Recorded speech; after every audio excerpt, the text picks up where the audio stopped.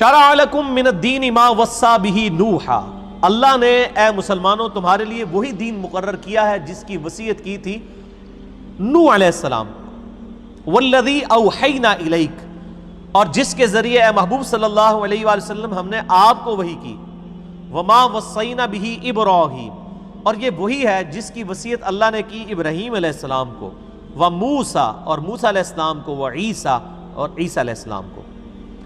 یہ وہ آیت ہے سورہ شورى کی آیت نمبر 13 جس میں اللہ تعالیٰ نے 5 اولو العزم پیغمبروں کا ذکر کر دیا۔ ہمارے محبوب صلی اللہ علیہ وآلہ وسلم، سیدنا نوح علیہ السلام، سیدنا ابراہیم علیہ السلام، سیدنا عیسیٰ علیہ السلام، سیدنا موسیٰ علیہ السلام، ان تمام کو اللہ نے کہا کہ ہم نے ایک ہی بات کی وصیت کی تھی، کیا؟ ان اقیم الدین، کہ دین کو قائم رکھنا، ولا تتفرقوا فی، اور اس میں پھوٹ نہ ڈالنا۔ یہ اللہ تعالیٰ ہمارے تمام نبیوں کو وصیت کی تھی۔ کیا مسلمانوں نے دین قائم رکھا ہوا ہے؟ کیا پھوٹ ڈالنے سے بچ گئے؟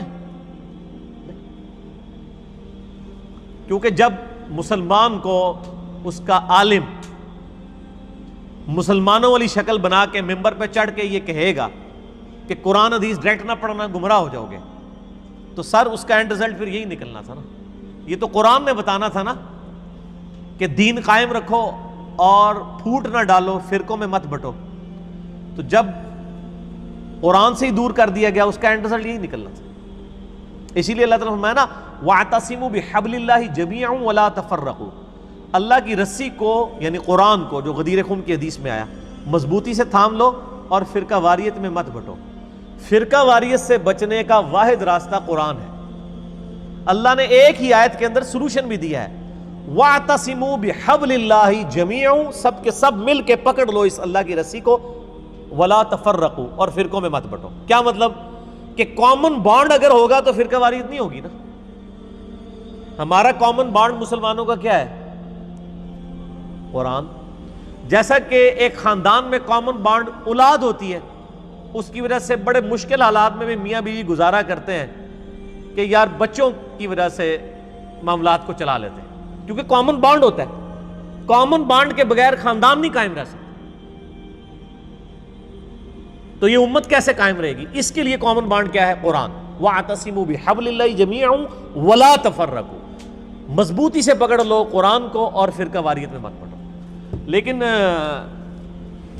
ہمارے مولوی نے تو امت کو قرآن سے دور کر دیا، اس کا اینڈ رزلٹ اب سامنے ہے۔ حالت یہ ہے کہ آپ فرقہ واریت کے خلاف بولیں نا تو لوگ آپ کو بڑی عجیب نظروں سے دیکھنا شروع کر دیتے ہیں۔ او جی وہ تو 73 فرقے نے جی، وہ ایک نے تو جانا ہے نا جی، ان کو آج وہ تواڈے تو علاوہ سارے نے جانا جنت، تسی نہیں جانا، نہیں اسی جانا ہے، تو ان کو کہ دوسرے بھی یہی کہتے ہیں۔ اے نہ کیمل دے سارے ہی صحیح کہندے ہو کہ تو نہیں جانا تو سارے ہی نہ جاؤ پھر۔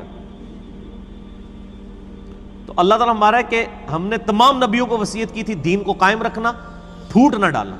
کبر علی المشرکین ما تدعوہم الی، اے نبی علیہ السلام یہ بہت ہی مشکل اور بھاری بات ہے مشرکین پر جو آپ ان کو اپنی طرف بلا رہے ہیں، جس دعوت توحید کی طرف آپ بلا رہے ہیں، یہ بڑی مشکل بات ہے کہ وہ ایکسیپٹ کریں، بڑی بھاری بات ہے یہ۔ آپ بھی دیکھ لیں، آپ مسلمانوں کو نہیں توحید سمجھا پا رہے، توحید بڑی بھاری شے ہے بھائی، کیونکہ ظاہر ہے اس کے لیے تو آپ کو پھر شخصیت پرستی سے نکلنا پڑے گا، اور یہاں پہ شخصیات بنی ہوئی ہیں بت، اللہ کا نام یوز کرتے ہیں اور لگاتے اپنے ساتھ ہیں۔